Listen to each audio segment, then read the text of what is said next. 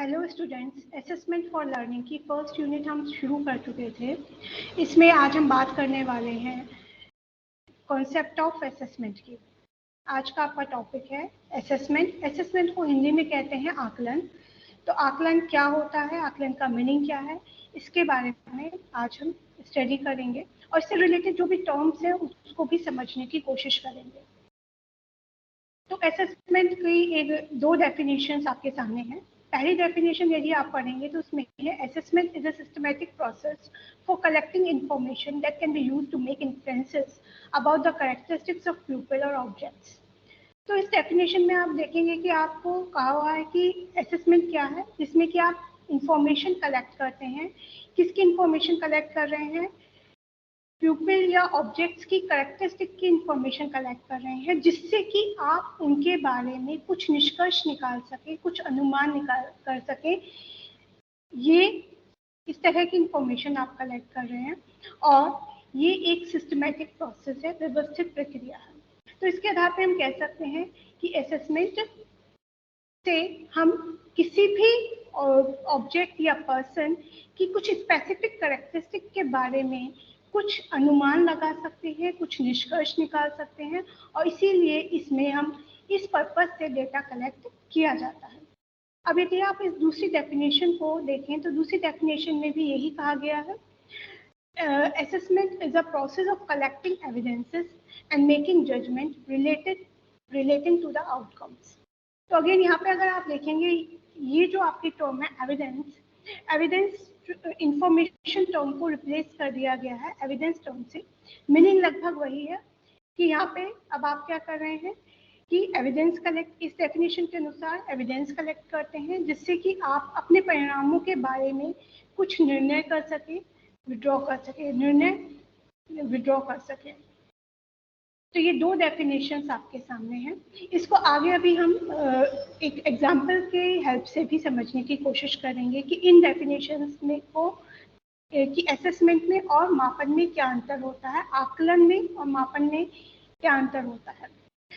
नीचे वाली जो थर्ड पॉइंट है इसमें यही कहा गया है कि असेसमेंट जो है वो आपका इवैल्यूएशन से, जो असेसमेंट जो कॉन्सेप्ट है वो इवैल्यूएशन से नैरो है और मेजरमेंट से वाइड है।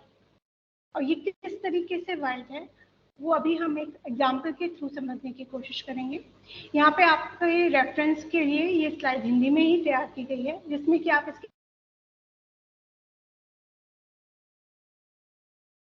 पीपीटी को रेफर कर सकते हैं।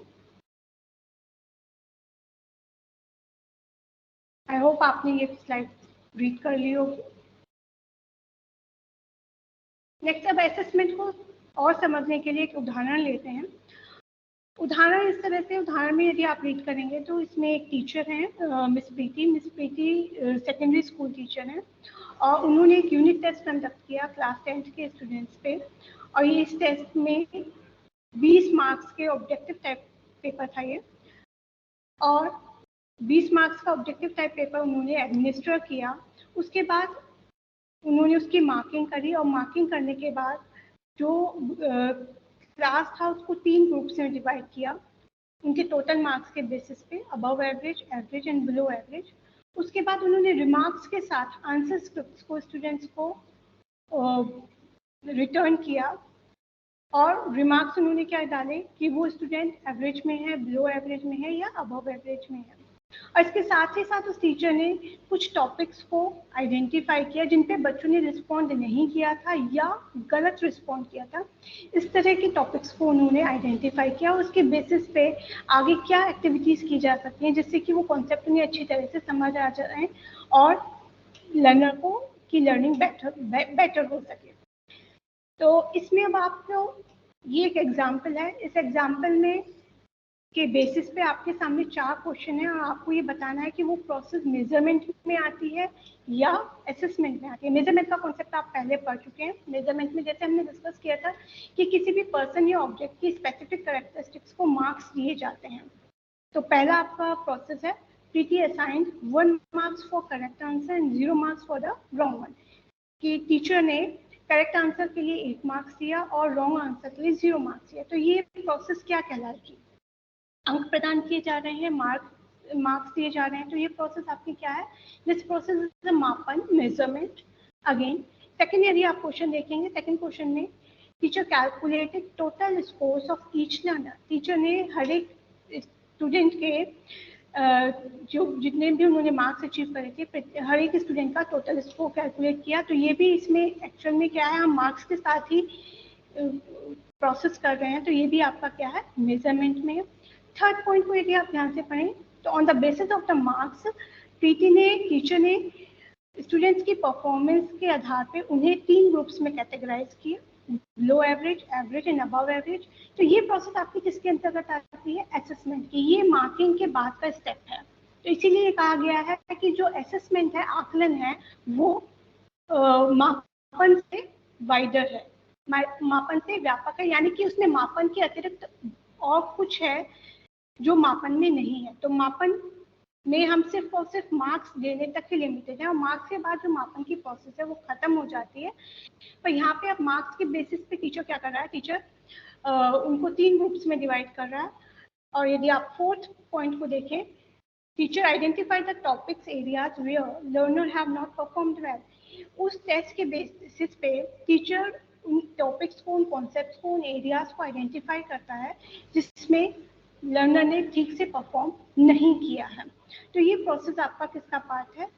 ये आपका मापन का पार्ट नहीं है। ये किस में आता है? ये असेसमेंट में। असेसमेंट इसीलिए आपका 1 स्टेप अहेड है मापन के, मेजरमेंट के। आई होप इस एग्जाम्पल के थ्रू आपको मापन का, आकलन की जो कॉन्सेप्ट है वो समझ में आ गया होगा कि हम क्या कर रहे हैं। अचीवमेंट के बारे में इस एग्जाम्पल में यदि आप देखेंगे, लर्नर्स के अचीवमेंट के बारे में कुछ एक्स्ट्रा इन्फॉर्मेशन कलेक्ट कर रहे हैं, और उसके बेसिस पे हम फ्यूचर की एक्टिविटीज़ को प्रिडिक्ट कर रहे हैं, डिज़ाइन कर रहे हैं। तो इसीलिए असेसमेंट मापन से व्यापक है, व्यापक कॉन्सेप्ट है। ठीक है। अब यदि नेक्स्ट कॉन्सेप्ट की बात करें तो असेसमेंट से रिलेटेड 3 टर्म्स का यूज किया जाता है। First one is assessment of measurement, assessment of learning. Second one is assessment for learning, and third one is assessment as learning. तीनों टर्म्स के मीनिंग को समझने की कोशिश करेंगे। तीनों टर्म्स, पहली बात, असेसमेंट के टाइप्स नहीं है। ठीक है। तो पहली टर्म है आपकी असेसमेंट ऑफ लर्निंग। ये यूजुअली ये टर्म्स बहुत ज़्यादा यूज़ की जाती हैं इंटरचेंजेबली। कई बार हम, यदि हमें इसका मीनिंग नहीं पता है तो हम इस एक दूसरे के इंटरचेंजेबली इसे यूज़ कर लेते हैं, जो कि ठीक नहीं है। तो असेसमेंट ऑफ लर्निंग, यदि इस कॉन्सेप्ट की बात करें तो असेसमेंट ऑफ लर्निंग में सिर्फ और सिर्फ हमने कुछ स्टैंडर्ड्स डिसाइड किए हुए हैं, उनके अगेंस्ट हम इस लर्नर के अचीवमेंट को, उसकी उपलब्धि पे ही हमारा फोकस रहता है कि हमने जो ऑब्जेक्टिव डिजाइन किए थे उसको लर्नर किस हद तक अचीव कर पाए। इसके बियॉन्ड असेसमेंट ऑफ लर्निंग कोई भी बात नहीं करता है, और इसके बेसिस पे, उनके अचीवमेंट के बेसिस पे उन्हें ग्रेड या रैंक दी जाती है, या अगली क्लास में प्रमोशन दिया जाता है इस अचीवमेंट के बेसिस पे। इसीलिए से कई बार हम समेटिव असेसमेंट के नाम से भी रेफर कर देते हैं। ठीक है। तो ये आपका है असेसमेंट ऑफ लर्निंग का। असेसमेंट ऑफ लर्निंग में हम सिर्फ और सिर्फ ये देखते हैं कि लर्नर ने क्या अचीव किया है एज पर द ऑब्जेक्टिव्स जो हमने डिसाइड करे थे, उसमें से कितने ऑब्जेक्टिव्स उसने अचीव कर लिए हैं, कितने ऑब्जेक्टिव्स नहीं अचीव कर रहे हैं, और क्या उसे अगली क्लास में प्रमोट किया जा सकता है या नहीं किया जा सकता है। इसके बेसिस पे हम कुछ कैरेक्टरिस्टिक्स बता सकते हैं कि असेसमेंट ऑफ लर्निंग कॉन्सेप्ट की क्या विशेषताएं हैं। इसका जो यूज़ है वो किया जाता है जो फ्यूचर लर्निंग गोल्स हैं और स्टूडेंट पाथवेज हैं, उनको, उनकी योजना बनाने के लिए इसका यूज़ किया जा सकता है। यहाँ पे फ्यूचर लर्निंग गोल्स का आप ऐसे समझ सकते हैं, क्योंकि ये ईयर एंड असेसमेंट की बात कर रहा है, तो कहीं ना कहीं हम इससे बात कर सकते हैं कि वो क्या कैरियर ऑप्शंस को ऑप्ट करेंगे या किस स्टडी ऑफ एरिया को ऑप्ट करेंगे। इस तरह की प्लानिंग की बात इसमें की गई है कि असेसमेंट ऑफ लर्निंग के थ्रू हम वो किस कैरियर में जाना उनके लिए ठीक रहेगा, अप्रोप्रिएट रहेगा, या किस स्टडी एरिया को सेलेक्ट करना ठीक रहेगा। इस तरह के डिसीजंस हम असेसमेंट ऑफ लर्निंग के बाद ले सकते हैं। साथ ही साथ अगर दूसरे कॉन्सेप्ट, दूसरी करेक्टरिस्टिक को अगर आप देखें तो ये एक एविडेंस का काम करता है फॉर द कम्युनिटी। इस तरह का जो असेसमेंट है, जब हमें रिपोर्ट कार्ड मिलता है, चाहे बोर्ड एग्जाम्स के बाद जो हमें रिजल्ट मिलता है या किसी यूनिवर्सिटी एग्जाम्स के बाद हमें मार्कशीट मिलती है, that is an example of assessment of learning.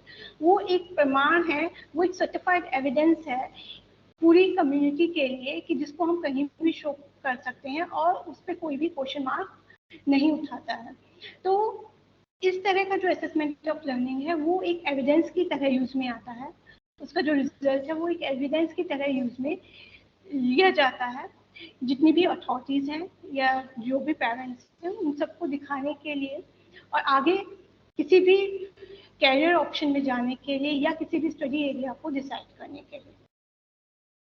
And the third characteristics, इससे हमें ट्रांसपेरेंट, प्रिसाइज, कंसाइज इंटरप्रिटेशन मिलता है, यानी कि एक पारदर्शिता, इसमें कोई बायसनेस नहीं रहती। इस असेसमेंट ऑफ लर्निंग की एक विशेषता ये है कि ये पूरी तरह से पारदर्शी है। क्यों? क्योंकि सभी स्टूडेंट्स पे एक ही एग्जाम, एक ही टेस्ट पेपर को एडमिनिस्टर किया जाता है और जरूरी नहीं है कि उस टेस्ट पेपर को जिसने वो पेपर बनाया है, कंस्ट्रक्ट किया है, वही टीचर उससे चेक करें।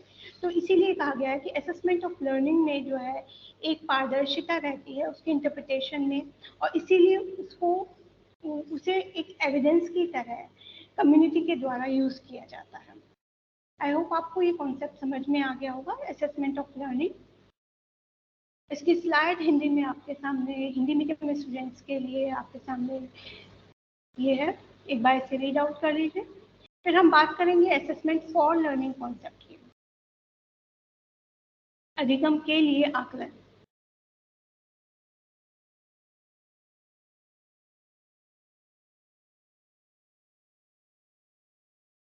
नेक्स्ट आपका कॉन्सेप्ट है असेसमेंट फॉर लर्निंग, अधिगम के लिए आकलन।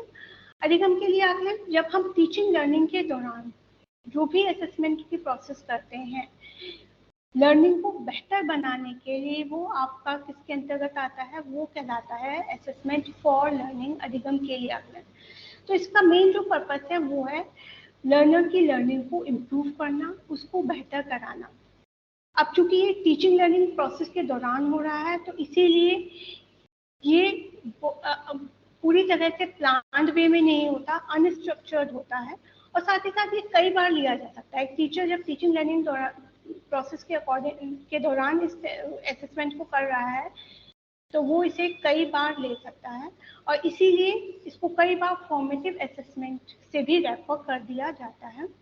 असेसमेंट फॉर लर्निंग को कभी कभी रिप्लेस कर दिया जाता है फॉर्मेटिव असेसमेंट से। यदि इसकी कैरेक्टरिस्टिक की बात करें तो ये कुछ कैरेक्टरिस्टिक्स इसके कॉन्सेप्ट से निकल के आती हैं कि ये क्या है, इसका मेन पर्पस लर्नर की लर्निंग को बेहतर बनाना है। असेसमेंट फॉर लर्निंग का मेन पर्पस है लर्नर की लर्निंग को बेहतर बनाना। अब चूंकि ये एक टीचिंग लर्निंग प्रोसेस के दौरान हो रहा है तो ये कभी कभी फॉर्मल एक्टिविटीज के थ्रू भी कंडक्ट किया जाता है और इनफॉर्मल एक्टिविटीज के थ्रू भी कंडक्ट किया जाता है। फॉर्मल एक्टिविटीज, यदि एक जो टीचर है वो अपनी क्लास में क्लास टेस्ट ले रहा है, that is a formal activity. और यदि वो डिस्कशन या कम्युनिकेशन, कन्वर्जेशन के दौरान एसेस कर रहा है, के थ्रू एसेस कर रहा है, तो वो आपकी इनफॉर्मल असेसमेंट एक्टिविटी कहलाती है। साथ ही थर्ड, यदि हम कैरेक्टरिस्टिक करें तो हम जो भी क्लास में एक्टिविटी करते हैं इस असेसमेंट के लिए, उसका एक क्लियर गोल होता है कि हम किस कॉन्सेप्ट को जानना चाहते हैं कि ये कॉन्सेप्ट बच्चों को क्लियर है या नहीं। बहुत सारे कॉन्सेप्ट्स को इसमें साथ में लेके नहीं चला जाता, किसी स्पेसिफिक कॉन्सेप्ट के ऊपर फोकस करके उसके असेसमेंट पे ही ध्यान दिया जाता है। और असेस करने के बाद सबसे इम्पोर्टेंट चीज है इफेक्टिव फीडबैक लिया जाता है, इफेक्टिव फीडबैक प्रोवाइड किया जाता है और उस इफेक्टिव फीडबैक में डिटेल में ये बताया जाता है कि लर्नर इसे क्या, लर्नर इस कॉन्सेप्ट को किस हद तक समझ गया है, वो किस तरह की प्रॉब्लम्स फेस कर रहा है, उसके पीछे रीजंस क्या हो सकते हैं ताकि वो आगे इम्प्रूवमेंट कर सके।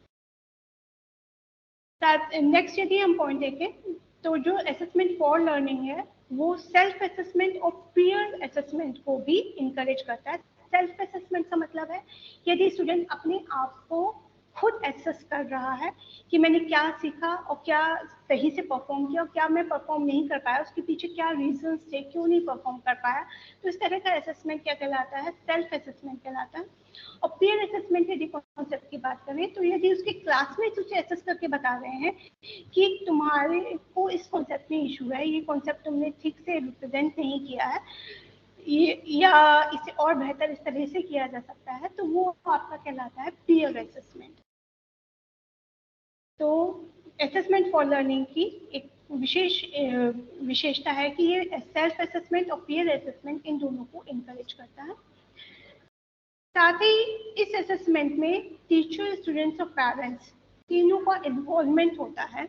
ये तीनों मिलके काम करते हैं कि और तीनों मिलकर इसलिए काम करते हैं ताकि अगेन उसकी लर्निंग को बेहतर बनाया जा सके और वो जो भी एविडेंसेस आए हैं असेसमेंट के उन पे पुनः विचार कर सके, उन पे विचार कर सके और उसको जो भी गैप्स हैं उनको फिल कर सके, नॉलेज जो गैप्स है उसको फिल कर सके। असेसमेंट फॉर लर्निंग इस मान्यता पे चलता है कि सभी स्टूडेंट्स में इम्प्रूवमेंट पॉसिबल है, सभी स्टूडेंट्स के अधिगम में, सभी स्टूडेंट्स की लर्निंग में इम्प्रूवमेंट पॉसिबल है। इस मान्यता पे ये बिलीव करता है, इसीलिए सभी स्टूडेंट्स को शामिल करता है इस तरह के असेसमेंट पे। Okay, this is the concept of assessment for learning, अधिगम के लिए आकलन। This is a Hindi slide for this concept for the Hindi medium students.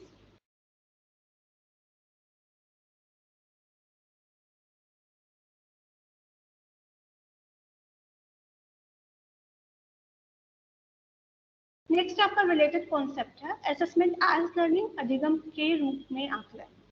अधिगम के रूप में आकलन में टीचर इतना डोमिनेटिंग नहीं होता है, टीचर का रोल इतना ज़्यादा नहीं होता है। क्यों? क्योंकि ये कॉन्सेप्ट कहता है कि अगर स्टूडेंट या लर्नर अपनी लर्निंग को अपने आप ही एक्सेस करने लगे, इंट्रोस्पेक्ट करने लगे, सेल्फ एनालिसिस करने लगे कि इस लेक्चर के बाद मैंने क्या क्या सीखा, मुझे क्या क्या समझ में नहीं आया, तो इस तरह का जो असेसमेंट है वो क्या कहलाता है, असेसमेंट एज लर्निंग कहलाता है। लेक्चर के बाद भी, इवन किसी क्लास टेस्ट के बाद भी अगर स्टूडेंट अपने आप उसको एक्सेस कर रहा है, उसको जज कर रहा है कि अगर मैं इसको बेहतर तरीके से परफॉर्म नहीं कर पाया, मैंने इस क्वेश्चन को छोड़ दिया, इसके रीजंस क्या थे, या इस क्वेश्चन में मुझे प्रॉब्लम, इस कॉन्सेप्ट में मुझे प्रॉब्लम आई तो इसके रीजंस क्या थे, क्या प्रॉब्लम मैंने फेस करी, तो इस तरह का एनालिसिस, इस तरह का जो थॉट प्रोसेस है जो स्टूडेंट फॉलो कर रहा है वो आपका किसका पार्ट है, that is assessment as learning. तो इसमें लर्नर अपनी लर्निंग को अपने आप ही जज करने की, एक्सेस करने की कोशिश करता है। इस तरह से लर्नर अपने आप अपने नॉलेज के गैप्स को आइडेंटिफाई करने की कोशिश करता है, उसके लिए वो क्या लर्निंग स्ट्रेटेजी अडॉप्ट कर सकता है ये चुनाव करने की कोशिश करता है और बेहतर लर्निंग की तरफ मूव करता है। तो इसके बेसिस पे यदि हम कहें कि असेसमेंट एज लर्निंग की विशेषताएं क्या क्या है, तो पहली विशेषता ये है कि इसमें जो स्टूडेंट है वो अपनी लर्निंग के लिए अपने आप ही रिस्पॉन्सिबल है, अपने असेसमेंट के लिए, अपनी आगे की लर्निंग के लिए अपने आप ही रिस्पॉन्सिबिलिटी लेने के लिए मोटिवेटेड रहता है। सेकेंड, वो अपने आप से अपनी लर्निंग के बारे में, अपनी कॉन्सेप्चुअल लर्निंग के बारे में अपने आप से ही क्वेश्चंस पूछता है। और इसमें टीचर स्टूडेंट, मैंने पहले भी कहा कि इसमें टीचर डोमिनेटिंग रोल में नहीं होता, टीचर स्टूडेंट मिलके काम करते हैं और वो मिलके ये डिसाइड करते हैं कि आगे के गोल्स क्या रहेंगे और उन गोल्स को अचीव करने के लिए हमें क्या टीचिंग लर्निंग प्रोसेस फॉलो करनी चाहिए, कैसे करना चाहिए। तो इसमें टीचर डिसाइड नहीं कर रहा है, बल्कि टीचर स्टूडेंट दोनों मिलकर इस चीज़ की प्लानिंग करते हैं। अगेन, जैसे हमने पहले बात करी थी कि असेसमेंट फॉर लर्निंग में फॉर्मल और इनफॉर्मल दोनों तरीकों का यूज किया जाता है। यहाँ पे भी अगर आप देखें जो फीडबैक प्रोसेस है वो फीडबैक, दोनों तरह का फीडबैक जो है स्टूडेंट्स को प्रोवाइड किया जाता है।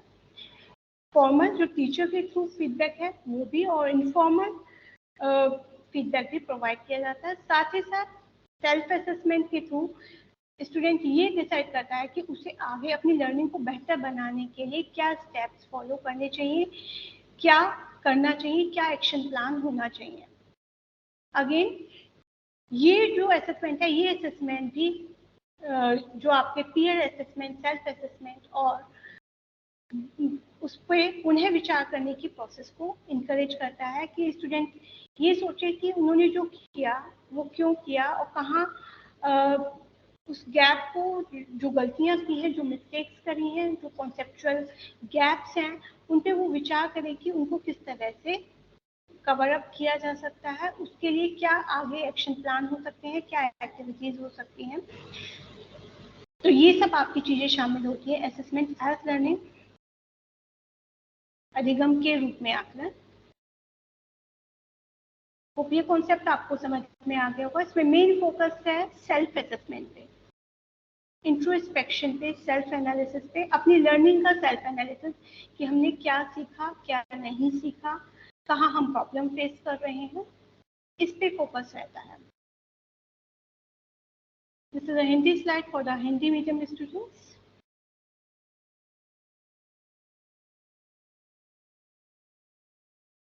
होप कि आपको ये तीनों टर्म समझ में आ गई होंगी, assessment for of learning, assessment for learning and assessment as learning.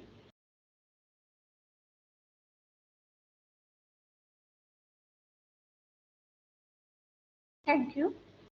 तो आज की क्लास अब हम यहीं ओवर करते हैं।